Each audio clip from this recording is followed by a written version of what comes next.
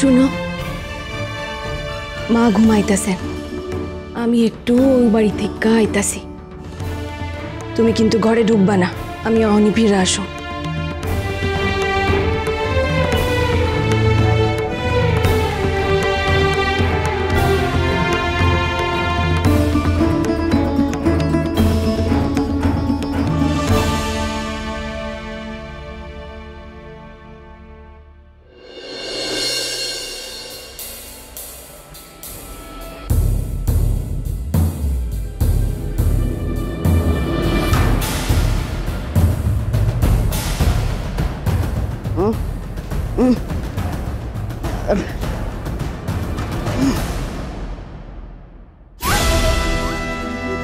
শশী,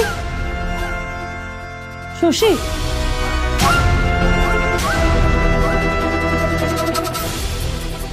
তাড়াতাড়ি উঠো, মায় কিছু খুঁজতেছেন।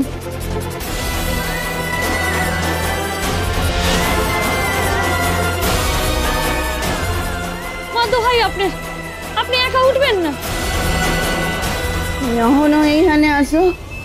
হ্যাঁ, দোহাই আপনার মা, বিছানা থেকে নামবেন না। আমার আমার যা করণের আমি করুন, তুমি ঘরে ঢুকবা না, ঘরে ঢুকবা না, ঘরে ঢুকবো না। আমি ঢুকি নাই ঘরে, আপনি কি করতেছেন একা একা? শশী, শশী কোথায়? প্রমিলা দিদি, বুড়িমা,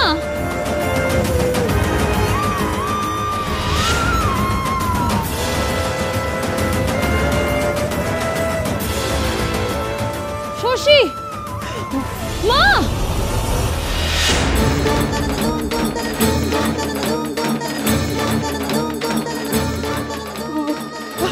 আরে তোমার স্পর্ধা হয় কেমনে আমারে, আমারে সবার ছাইড়া দাও, আমায় ছাইড়া দাও।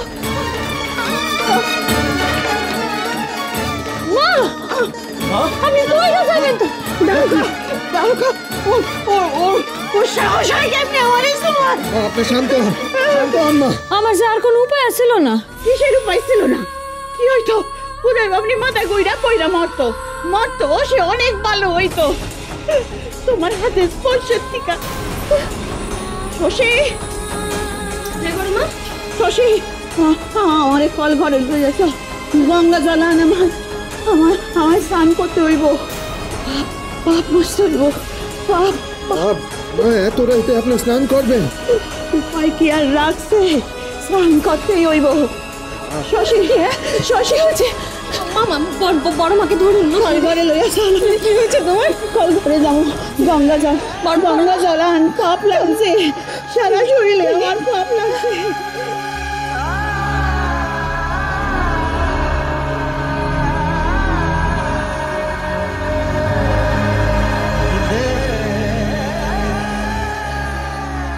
গাঙ্গুলি মশাই, বাঙালির গোয়ের কথা কান আপনার মনে আছে তো?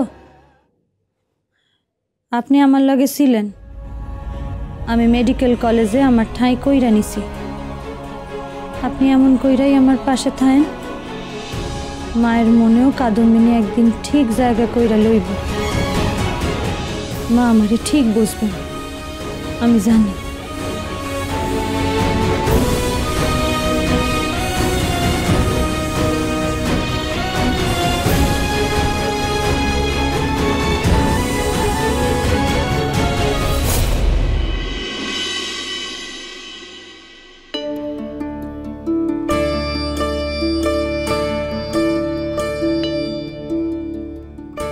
একখান কথা মাথায় রাখো বিধু, কোনো রকম যদি কোনো সমস্যা হয় উল্টো দিকে সমাজের অফিসে গিয়া কাউরে কইবে আমারে খবর করতে। আমি যেমন কইরা পারি ডাক্তার নিয়ে আসুম, বুঝছো? কিন্তু ডাক্তার এনে কি লাভ বলো? ঠাকুমা তো আর ডাক্তার দেখাবেন না।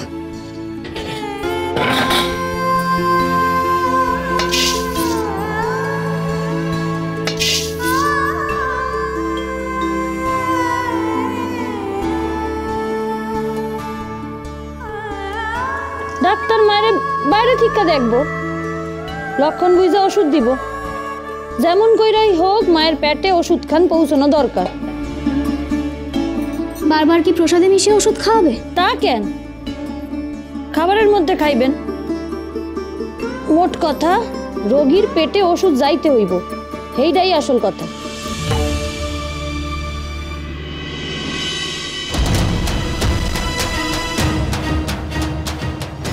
যাক বাবা, পেছনের দরটা তো খোলা আছে, এখন বিধুর মাথায় হাত বুলিয়ে চাল ডালের ব্যবস্থাটা করে নিতে হবে।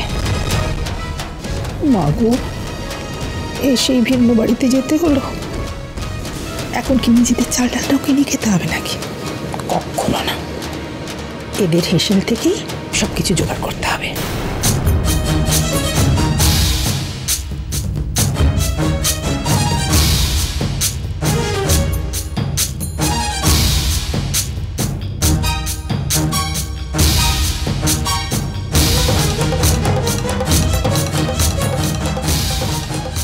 এই এক যন্ত্রণা শুরু হয়েছে, ব্রাহ্ম বাড়িতে পালে পালে অন্য লোক ঢোকা।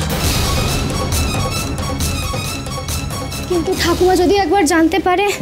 বিধু, ও বিধু, বিধু রে, বিধু, এই তো বিধু এখানে। তাই রে বিধু, তুই রান্নাঘরে রান্না করছিস, ও এখানে কি করছে? দুইজনে মিলে এক কাম কইরা কি লাভ?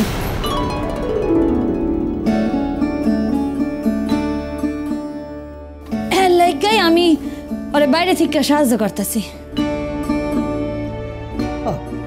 তা তুমি বাইরে থেকে সাহায্য করেই খালাস, আর ভেতরে থেকে তেতে পুড়ে রান্নার সব ভার ওর ঘাড়ে।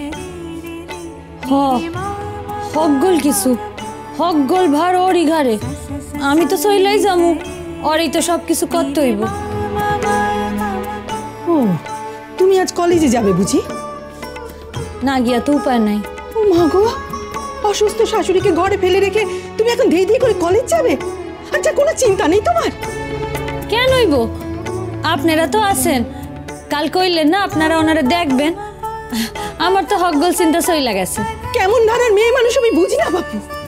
শাশুড়ির জন্য কোনো চিন্তা নেই, কোনো সম্মান বোধ নেই? না না, সম্পর্কে তো আমি তোমার শাশুড়ি হই, মাথায় যে ঘোমটা টানতে হয় সেই শিক্ষাটুকু নেই তোমার বাপু?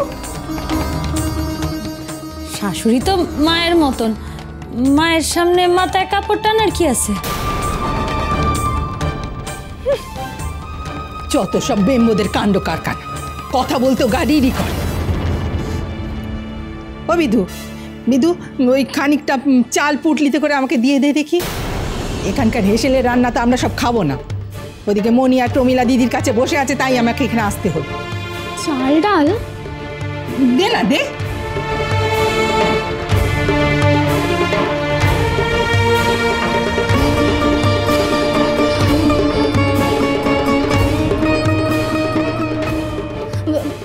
বলছে কি, আপনি ওগুলো বই বই নিয়ে যাবেন, সেটা দেখতে একদম ভালো লাগবে না। আমি বরং একটু পরে গিয়ে দিয়ে আসি। ঠিক আছে, তা তাড়াতাড়ি দিয়ে আসবি। দিদি তো খাচ্ছে না কিছু, ওকে তো খাওয়াতে হবে, ওষুধটা তো খাচ্ছে না, প্রতিটা তো খাওয়াতে হবে তাকে।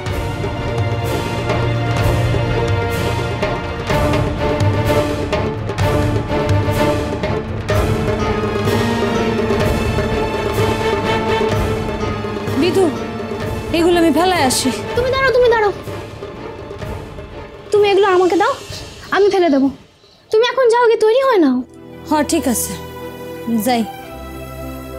বিধু, আইসো একবার।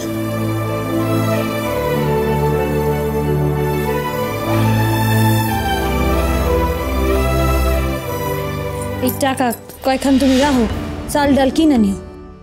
না না, আমি বাবা আসলে পরে নিয়ে নেব। আরে তোমার বাবা তো অ্যাসোসিয়েশনের অফিসে গেছেন, কি সব মিটিং আছে তাগো। ও উনি ফিরতে ফিরতে বাজার উঠতে যাইব, রাখো। সে বাবা কিছু একটা ব্যবস্থা করে নেবে ক্ষণে। আর মার খাওয়া, প্রমিলা দিদি, মনি দিদি তাগো খাওয়া, সেইটাও কি তখন হইব? সেইটা কি হয়? ঠিক আছে, তুমি বরং তোমার বাবার ঠিকা 2টা টেহা লইয়া আমারে পরে ফেরত দিয়া দিও।